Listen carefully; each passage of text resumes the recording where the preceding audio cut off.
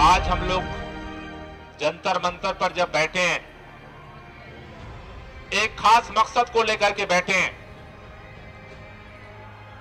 हिंदुस्तान के बाहर से हमारे उन कुछ महिलाओं, कुछ बहनों के साथ, युगांडा की उस बहनों के साथ जो इस दिल्ली की राजधानी में बरसों से चल रहा है, उनको जिस तरह के जिस्म फरोशी के धंधे में जिस तरह से जबरन धकेला गया है, आज उनकी जान की रक्षा की मांग को लेकर के हम लोग यहां बैठे हुए हैं।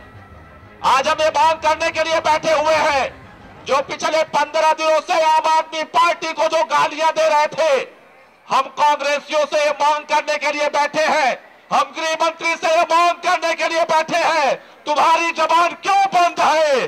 जवाब दो इस बात का। युगांडन महिलाएं सुरक्षित रहेगी कि नहीं रहेगी, हम इस बात का जवाब लेने के लिए बैठे हैं। हम सारे उन बेईमान नेताओं से पूछने के लिए आए हैं, आज तुम अपनी आवाज क्यों नहीं उठा रहे हो? हमें ये धरना देने की जरूरत दरअसल नहीं थी, लेकिन अगर आप पिछले 15 दिनों से देखिए, एक अजीब तरीके का कुचक्र, एक षड्यंत्र इस देश के अंदर चल रहा है, जिसमें आम आदमी पार्टी को और उसकी सरकार को बार बार बदनाम करने की कोशिश की जा रही है। खिड़की एक्सटेंशन इसका एक सबसे बड़ा उदाहरण है। ऐसे बहुत कम नेता होते हैं, ऐसे बहुत कम प्रतिनिधि होते हैं जो दरअसल अपने लोगों की चिंता के लिए रात के 2 बजे सड़कों पर घूमते हैं और उनकी रक्षा के लिए काम करने का प्रयास करते हैं। ऐसी ही कोशिश सोमनाथ भारती ने की थी और तब उनके ऊपर यह आरोप लगा था कि वो महिलाओं की इज्जत नहीं करते हैं, वो दरअसल नस्लवादी है, और ये आरोप लगाकर उनके इस्तीफे की मांग की गई।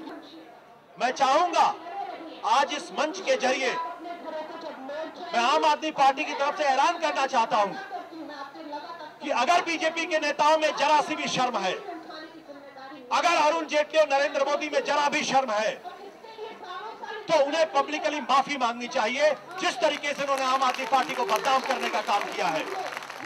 कानून नियम क्या फायदा है? कानून का, नियम का जो बनाए गए लोगों के लिए, सोचिए कैसी डेमोक्रेसी है जहां डेमोक्रेसी को ही इस्तेमाल किया जाता है लोगों के अगेंस्ट।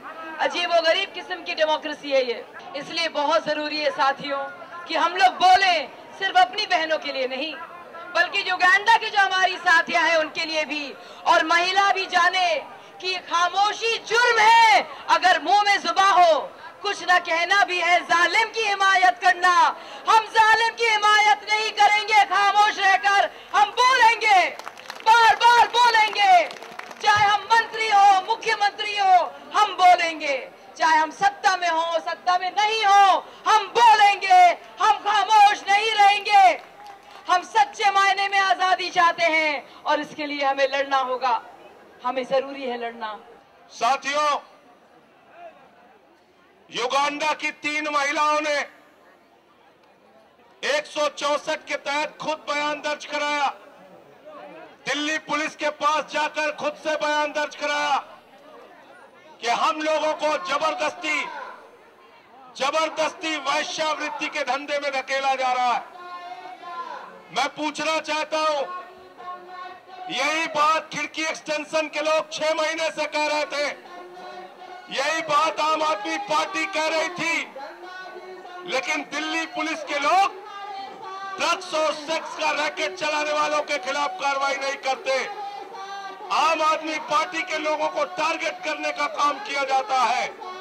दिल्ली पुलिस कमिश्नर और दिल्ली के पुलिस वालों से और राज्य महिला आयोग से मैं पूछना चाहता हूं कि कितने लोगों की गिरफ्तारी हुई, कितने ड्रग्स और सेक्स रैकेट चलाने वाले माफियाओं को आपने जेल भेजा?